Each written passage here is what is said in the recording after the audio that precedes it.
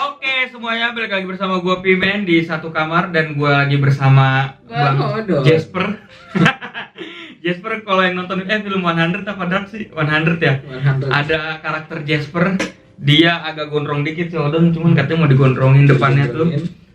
Itu sekarang jadi kacamata ciri khas Odon. Asik kalau dia masak dan konten. Ya udah sekarang gua sama Bang Odon mau biasa telepon orang yang mau curhat dan orang ini di Hong Kong. Wow, luar negeri bro. Iya, jadi ini tentang suami. Wow. Tentang suami, tapi gua belum tahu jelasnya suaminya dia kenapa, makanya mau kita telepon aja langsung. Oh ya, jangan lupa juga semuanya di subscribe dan kalau ada yang punya cerita langsung aja di DM ke @pimenkaki dan apa enggak bisa langsung ke IG-nya Bang Odon, ntar Bang Odon bisa nyampein ke gua. Dan kalau lu mau yang lain juga bisa DM ke yang lain. Oh udah tersambung nih ya. Ya udah intinya gitu aja, kalau temen lu ada yang punya cerita atau ada yang mau cerita DM aja langsung ke IG kita yang ada di rumah ini, oke? Ini sebelum kita mulai ceritanya kita seperti biasa pakai nama samaran ya. Ya, Nama samarannya siapa ya? Tewan apa ya? Nama samarannya Tewan ya? Rodia aja, Nah, oke ya. Rodia aja. Oke, jadi ini kita semoga stabil ya. Oke, yuk teman-teman silakan cerita 1 2 3. Boom. Boom boom. Jadi gini kak, saya ini di sini seorang TKW ya kak, TKW luar negeri saya. Oh, TKW.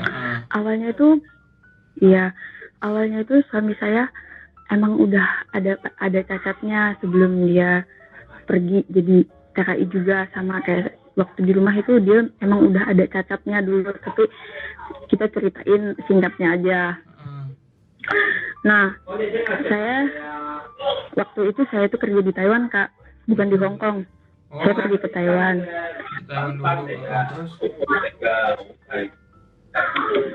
Bener nggak kak? kedengeran. Ya, waktu itu saya tuh kerja di Taiwan kak. Kenapa saya bisa kerja ke Taiwan? Karena keadaan di rumah juga kak. Saya nggak kuat ngeliat suami saya yang kelakuannya hari-hari kayak gitu kak. Sebenarnya ya memang saya dari keluarga orang yang nggak punya apa-apa gitu kak. Saya pergilah tuh, saya tinggal anak saya umur 9 bulan kak, anak saya yang pertama.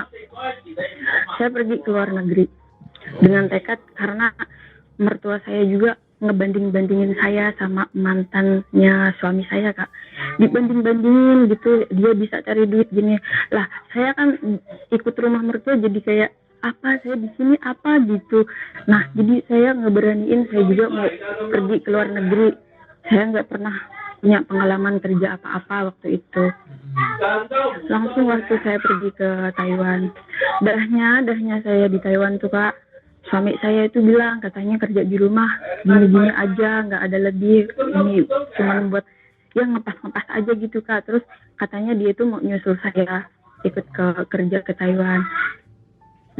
Terus saya juga oke lah, dengan berpikir berapa bulan saya ngebantuin lah dia, kan harus ngebayar kak, harus di PT-nya juga kan harus bayar berapa gitu.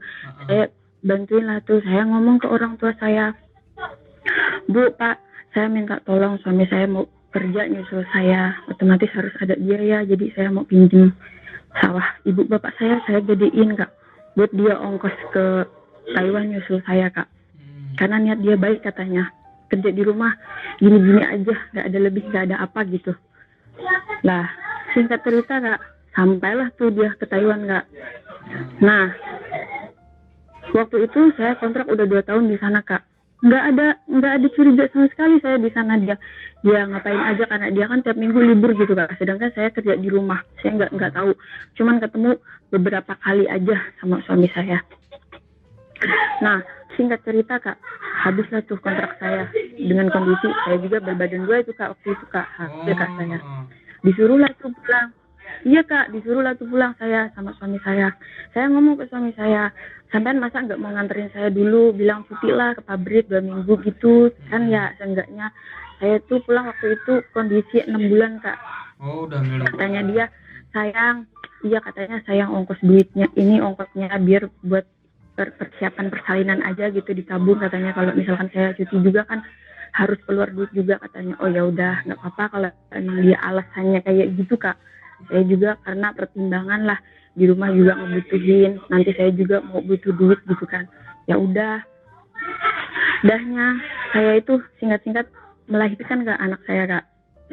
Melahirkan anak saya itu baru seminggu apa ya, temennya suami saya kak inbox saya di Facebook, Oh. katanya kak kok suami kakak itu katanya saya lihat kok sama orang lain, saya kirain sama kakak katanya. Terus masa, saya bilang iya. Nah saya dapat itu kan, saya langsung SMS kan ke WhatsAppnya suami saya. Terus dia langsung telepon saya, dia marah ke saya, katanya kamu itu mau percaya sama teman saya apa sama suami kamu katanya gitu. Ya udahlah kak, karena saya juga tipe orang yang nurut sama suami gitu. Ya udah, nggak mau ribet juga, malas ribet-ribet kayak gitu kan. Inilah masalah receh menurut saya kayak gitu. Iya. Nah, namanya punya anak kecil kan kak, malam-malam kan anak saya kan masih bayi, masih kecil, kadang nggak tidur kan kak. Inilah lah, kebetulan waktu itu saya itu buka Facebook kak, karena saya juga orang yang nggak aktif di Facebook, tapi nggak tahu kenapa malam itu saya itu buka Facebook kak. Saya lihat Facebook suami saya itu aktif kak. Nah saya inbox, saya bilang gini, loh mas katanya sampai nggak main Facebook kok aktif. Lah lama lah tuh kak, nggak langsung dibalas, dibaca kak tapi nggak dibalas. Dah lah tuh saya juga nggak nanya sama suami saya. Lanjut lagi ke beberapa bulannya lagi, itu sekitar 2 bulan atau 3 bulan gitu kak, dia aktif lagi kak. Terus katanya nggak main Facebook kok aktif terus. Saya nyimak gitu ke Facebook suami saya, aku WhatsApp ke dia, katanya sampai nggak main Facebook kok, Facebook sampean aktif, cuma dibaca doang kak, nggak dibalas. Dahnya tuh 3 hari kemudian inbox saya itu dibalas kak. Dibalasnya gini katanya, kak kalau misalkan ada perlu sama sebut aja suami saya namanya Bambang ya, kalau ada perlu sama Mas Bambang katanya, kalau misalkan ada perlu sama Mas Bambang katanya inbox aja kak ke Facebook yang ini. Kalau Facebook ini jarang aktif katanya, dia aktif terus di Facebook yang ini.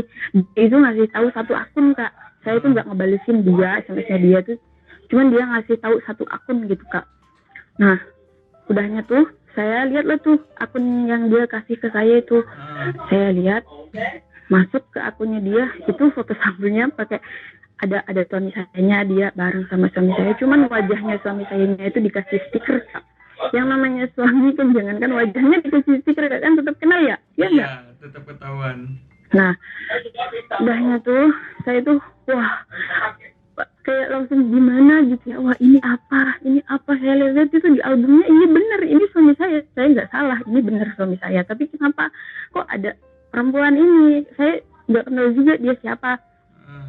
Saya screenshot terus saya kirimin ke WhatsAppnya suami saya nanya, mas ini siapa, saya bilang. Terus dengan entengnya dia itu jawab, dapat foto dari mana katanya gitu. Nggak usah nanya itu foto dari mana, saya tanya ini siapa, maksudnya apa. Saya nangis lah tuh kak waktu itu kak, malam-malam saya nangis, anak saya kan gede ikut nangis tuh kak, anak saya yang kecil juga itu nangis kak. Nah terus mama saya kan bangun gitu, apa ini, ada apa katanya. Wah saya nggak bisa ngomong kak waktu itu, nggak bisa ngomong saya.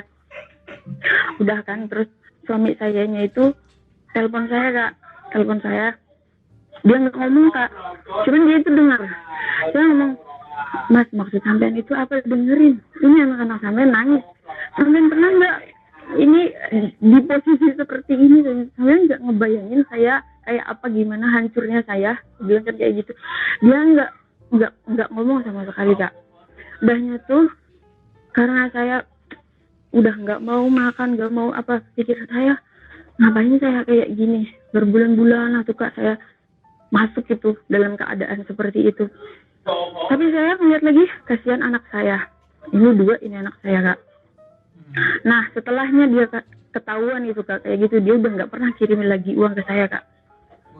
Dari mana saya buat ngidupin anak-anak saya kak, anak saya 2. Saya sempet lah tuh ngojek online kak di rumah, ngojek online saya biar bisa beli susu buat anak saya kak. Apa aja orang nyuruh saya, apa aja itu saya mau kak, karena saya juga udah nggak punya orang tua laki-laki kak. Sedangkan utangnya dia itu pas waktu dia pergi ke Taiwan itu masih belum kelunas kak. masih semuanya belum kelunas. Wah, saya itu harus gimana, saya telepon ke mertua saya, Kak. Mertua saya itu bilang, kamu itu jangan mikir aneh-aneh, anak saya itu di sana kerja bener-bener, katanya kamu malah mikir yang aneh-aneh gini gitu, nyusahin sendiri, katanya.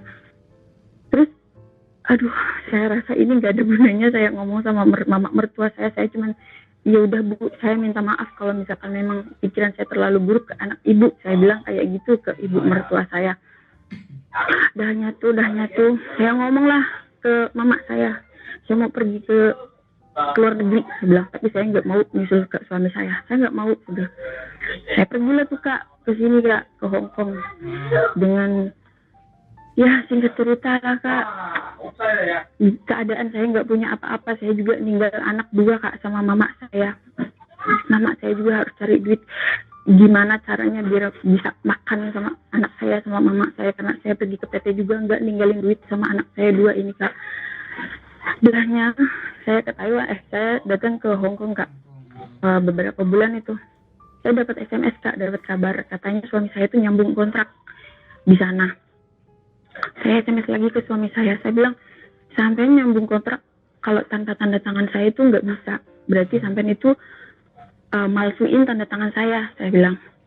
Sampai itu udahlah, jangan lama-lama gitu, jangan banyak-banyak nyakitin saya itu udah ibaratnya udah dibikin mati itulah sama dia, sampai bawah-bawah banget Kak saya. Udah nyatu mertua saya ini nggak ngedengerin ngomongnya saya, dia tetap aja ituin anaknya, ya namanya anaknya juga ya kayak saya juga yang nggak nyalahin itu, karena mamanya juga nggak tahu. Nah, akhirnya dia lanjut kerja di sana Kak, dia nggak pulang, dia nggak ngirimin duit ke anak-anak saya Kak. Habis itu berapa bulannya lagi saya di SMS sama saudaranya itu yang kasihan sama saya, dia itu ponakannya mertua saya, dia bilang katanya, suamimu katanya mau nikah. Wah, apalagi ini batin saya, ini apalagi ini tuh saya udah 1 tahun di Hong Kong Kak, yang utangnya suami saya itu yang kemarin belum udah saya lunasin Kak, udah saya balikin itu sawahnya orang tua saya. Terus sampai saya bisa beli tanah Kak, karena apa? Karena sakit hatinya saya Kak, diginiin sama suami saya, diginiin sama mertua saya yang ngebanding-bandingin saya, katanya saya nggak bisa kerja, katanya saya nggak punya apa-apa. Wah, dari situ saya itu bangkit Kak, rasa ininya saya, gimana caranya saya itu ngebuktiin sama orang-orang itu yang ngerendahin saya, katanya saya ini, saya pernah dikatain katanya saya buta Kak, katanya saya tuli, katanya saya itu nggak bisa apa-apa, katanya kata mertua saya dengar sendiri dia ngomong sama tetangganya Kak. Terus Saya kerja di Hong Kong Kak, benar-benar saya itu nggak pernah libur apa, karena saya mau lembur biar dapat uang tambahan, karena saya juga kan banyak kebutuhan, terus saya juga kepengen bikin bangun rumah sendiri gitu Kak. Dahnya tuh saya itu udah ngelunasin utangnya dia, terus saya bisa beli tanah Kak. Di samping itu dianya mau nikah lagi katanya ini sama perempuannya yang ini Kak, lah terus kapan malamnya itu perempuannya itu inbox saya Kak di WhatsApp, dia marah-marah ke saya, katanya, Mbak, saya mau izin nikah sama suami Mbak, katanya gitu. Surat cerai Mbak udah lagi diurusin, katanya gitu. Saya nggak mau ngomong ini, nggak mau mempengaruhi pikiran saya Kak. Saya cuma balesin aja pakai stiker. Saya tunggu, saya bilang kayak gitu. Kalau emang suamimu mau kirim surat cerai ke saya, jangan ngomongnya aja. Soalnya Kak, suami saya itu kalau di depan perempuannya itu nggak tahu dia itu ngomongin saya itu kayak gimana. Tapi kalau misalkan telepon ke saya Kak, ngomongnya itu kayak apa ya, maksudnya kayak maafin saya. Semenjak anak saya lahir itu Kak, yang kedua belum pernah dia lihat megang gitu ngirimin susu, enggak Kak. Kasih tahu kayak apa itu, sampai saya ngojek online buat beli susu anak saya. Habisnya tuh terus dia itu kan mau nikah katanya. Saya tanya kapan sama saudaranya gitu, belum tahu katanya gitu. Lah beberapa minggu kemudian dia bilang lagi katanya itu udah punya anak. Bayangin Kak, baru kabar dapat nikah katanya dia itu di sana udah punya anak. Saya bilang maksudnya apa udah punya anak? Saya itu masih ragu itu di situ. Saya juga nggak mau maksudnya nggak mau SMS ke suami saya nggak bener apa enggak. Lah pas tibanya itu Kak 1 September pas ulang tahun anak saya yang kedua kak. Mama mertua saya tuh ngirimin foto pas dia ijab kabul. Habisnya tuh kirimin, ini apa bu? Saya bilang kayak gitu. Oh udah sah ya bu? Saya bilang kayak gitu. Oh enggak, ini salah kirim katanya, niatnya saya mau kirim ke ponakan saya. Enggak apa-apa bu, dengan itu saya tahu. Saya bilang ya wis, saya doain semuanya lancar, tapi jangan lupa surat cerainya dikirim ke saya ya bu. Saya bilang kayak itu. Makasih semuanya. Saya belum ada waktu buat datang ke rumah ibu. Saya minta maaf kalau misalkan selama saya jadi anak ibu saya nggak berbakti apa gimana. Saya ngomong kayak gitu. Wah, dahnya tuh mertua saya itu SMS lagi ke saya. Kamu ngomong apa sama suami kamu? Saya jadi dimarahin ini sama anak saya katanya. Bayangin kan dia malah marahin saya. Ya saya kirimlah tuh fotonya yang dia kirim, yang ibu kirim. Saya kirim ke suami saya. Terus dia nanya dapat foto dari mana? Saya bilang dari ibu. Dimarahin lah mungkin lah itu ibunya kak. Habis itu ibunya balik marahin lagi saya kak. Kamu katanya ngapain ini? Lah saya udah nggak mau ribut sama ibu saya, biar bagaimanapun dia ibu saya nggak mau ribut sama ibu. Dan tuh kak makin menjadi-jadilah itu panas hati saya. Saya bisa bangun rumah kak, bangun rumah sendiri sampai udah jadi yang nggak gede sih kak, tapi jadilah jadi kelihatan rumah gitu. Mama mertua saya kak katanya giliran punya rumah sendiri, punya apa-apa sendiri, suami saya ditinggal, anak saya ditinggal katanya. Saya SMS ke ibu, bu yang ninggalin itu siapa? Saya bilang saya apa anak ibu? Dibilang katanya, bu anak ibu itu nggak pernah ngirimin susu bu buat anaknya. Saya bilang ibu juga pernah nggak ngeliatin cucunya pulang ke rumah saya, lihat gitu tengok anak saya nggak pernah bu. Apa dari keluarga bapaknya gitu bu, ada yang ingat sama anak saya? Nggak ada bu, saya itu semuanya apa saya sendiri. Suami saya sendiri aja itu udah nggak peduli sama anak-anak saya. Saya udah kayak gini, ibu malah marahin saya. Saya bilang kayak gitu, malah jelek-jelekin saya di tetangganya ibu. Maksudnya ibu itu apa? Saya itu udah cukup diginiin sama anak ibu. Saya bilang sampai bapak saya meninggal itu bu mikirin saya, kasihan sama saya. Saya bilang ibu nggak pernah coba kalau misalkan ibu yang di posisi saya, ibu juga wanita. Saya bilang bayangin bu, bapak saya sampai sakit-sakitan meninggal gara-gara siapa mikirin saya. Saya bilang kayak gitu sama ibu mertua saya. Banyak tuh saya udah bisa buktiin lah itu kak. Terus dia itu pulang kak sama istrinya, iya taunya anaknya dia itu udah gede kak. Coba bayangin pas saya pulang cuti kemarin, dia itu ke rumah saya kak. Ke rumah saya itu bawa anak istrinya. Saya bilang saya nggak mau nemuin kak, nggak mau saya. Kalau misalkan emang dia mau ngeliat itu anak saya yang kecil, bandingin itu anaknya sama kak lah. Terus dia itu berhubungan sama perempuan itu dari kapan coba kak? Bodohnya saya itu kok, saya nggak pernah curiga, saya nggak pernah gimana. Bodohnya saya itu di situ kak. Tapi setelahnya kejadian itu saya jadi lebih hati-hati, kayak nggak mau percaya ke siapapun, nggak, kayak menutup diri gitu kak. Jadi berhubungan juga sama temen itu kayak nggak terlalu terbuka saya. Hanya tuh terus dia pulang ke sini, katanya saudaranya itu kesusahan, katanya dia di rumah istrinya di sana kesusahan apa-apa. Ini ya saya sih ya syukurin ya enggak, cuman dalam hati liatin. Saya bilang sampean itu ninggal utang sama saya yang ngebayarin, kurang apa coba saya kak. Tapi dengan terjadinya seperti ini saya lebih kayak mandiri di saya, terus nguatin anak-anak saya kak, kayak mama saya juga gimana biar nggak mikirin saya yang terlalu. Sebenarnya saya sendiri juga ini baru kak saya cerita sama kakak, sebelumnya saya nggak pernah cerita. Cuman kalau ya tetangga ya tahu sih kalau tetangga saya pernah katanya dok gitu, ibu nggak punya belanja gitu apa. Saya kasihan kak, namanya dia juga mama saya ya kak. Tapi kata saudaranya kamu itu mau aja dimanfaatin. Saya pikirannya nggak gitulah, biar bagaimanapun dia mama saya ya saya kirimin. Terus katanya dia itu Mas Bambangnya itu katanya hidupnya ini kayak susah gitu. Ya biarin, saya bilang orang pilihannya dia sendiri. Orang kalau misalkan saya ngurus ini ya kata mama saya, jangan, biar dia aja nanti gitu.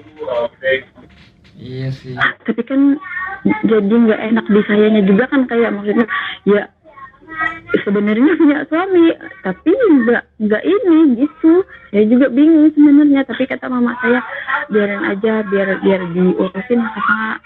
Oke, langsung saja. Ini sih Tewan. Ceritanya sih kita udah bisa menyimpulkan garis besarnya sih sebenarnya ya. Iya. Ini Odon kan gua ini lagi sama Odon nih berdua. Nah, Iya. makasih banyak loh ya ceritanya ya. Yang siapa tahu bisa menguatkan teman-teman yang ngalamin kayak gini juga. Abis ini kita mau bertanggapan nih. Halo? Iya. Ya, kita mau bertanggapan, cuman sambungan teleponnya kita putus ya. Iya. Ntar kalau misalnya Tewan mau denger tanggapan kita gimana, langsung aja mampir ke satu kamar lihat videonya ya. Iya, Ya, Kak. jangan lupa juga kalau ada cerita lagi atau punya temen yang punya cerita, langsung DM aja ke Instagram aku ya. Iya, Kak. Makasih, Kak. Iya, makasih banyak loh ya. Setidaknya Semangat ya. Saya udah plong, iya. Iya, semoga plong. Sehat-sehat ya buat mama dan anak semua ya. Iya, Kak. Makasih, Kak. Oke, bye-bye. Oke. Bye-bye. Bro, sumpah bro, ini berat gak sih bagi lu kalau hidup dia tuh? Jadi kalau kita ngelihat tadi si mbaknya itu ya, ada sebagian dari satu cerita dia, ada setengah dari cerita dia itu pernah dialami sama keluarga gua. Jadi gua tahu rasanya tuh kayak gimana, apa yang dilakukan itu kayak gimana, yang terjadi itu seperti apa, itu gua tahu. Karena yang dia ceritain itu sebenarnya hampir terjadi di gua gitu, bukan di gua tapi di circle gua gitu. Cuman ya beda-beda tipis lah, cuman nggak begitu, nggak kayak mbak tadi gitu. Jadi yang ini kan gue nyatet nih dari tadi tuh, katanya dia tuh TKW, punya suami, kerja di Taiwan itu karena keadaan ekonomi, terus sama dikucilkan dikucilkan ya sama mertuanya.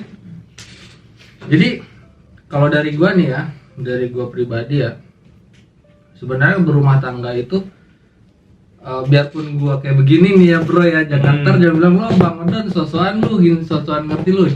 Gue itu kalau boleh jujur itu ya, gue di channelnya Pimen doang nih, gue jujur. Gue itu untuk pengalaman kayak begitu, gue hampir ada lah, punya lah cerita yang kayak begitu. Kalau gue jadi cewek mungkin ya hampir seperti itu juga kejadiannya.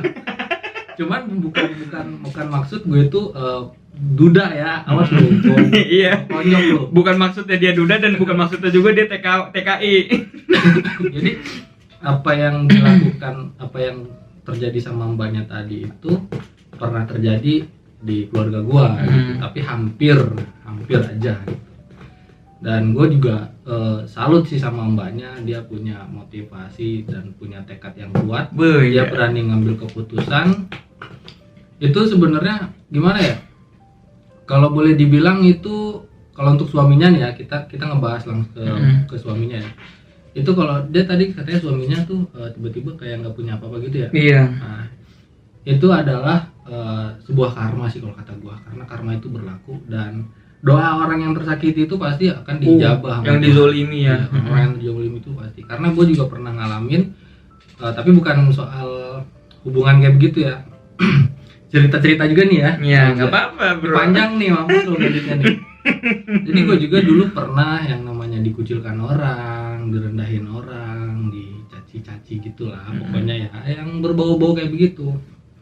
Tapi seiring berjalannya waktu, gue semakin membaik, punya tekad yang kuat, gue harus bisa.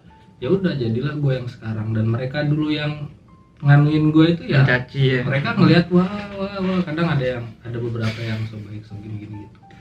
Tuh. Intinya sih buat mbak tadi, gue salut sama dia.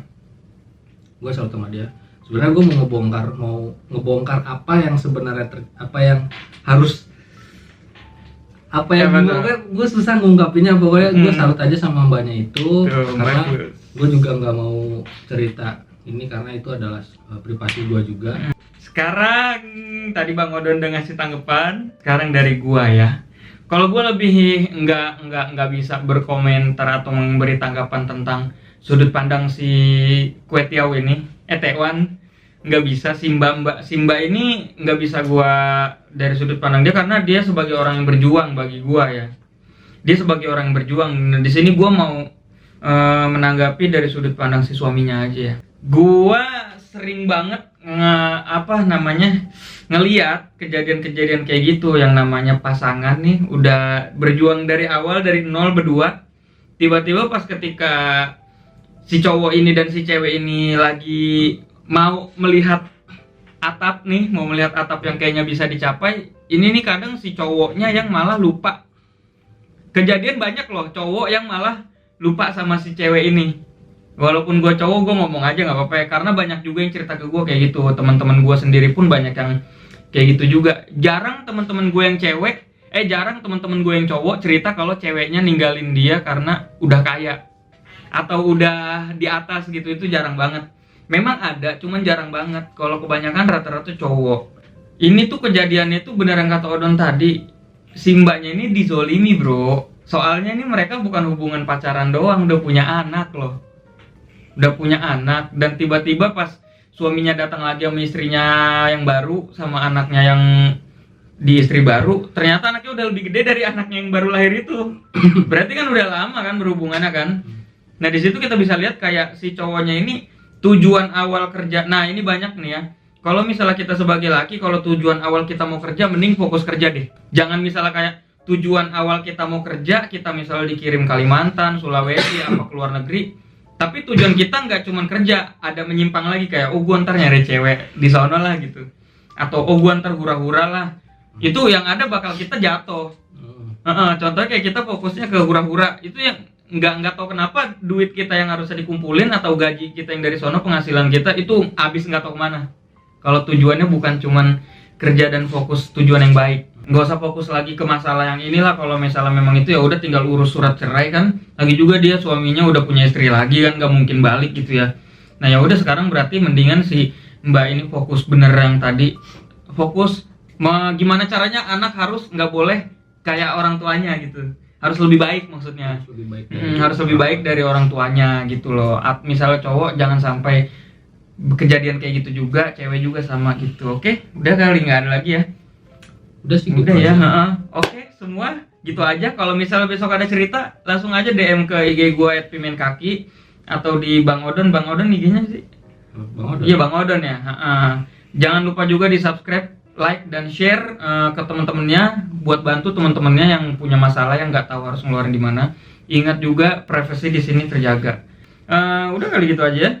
Udah gitu aja. Udah ya. Oke. Sampai bertemu di konten selanjutnya. Bye bye.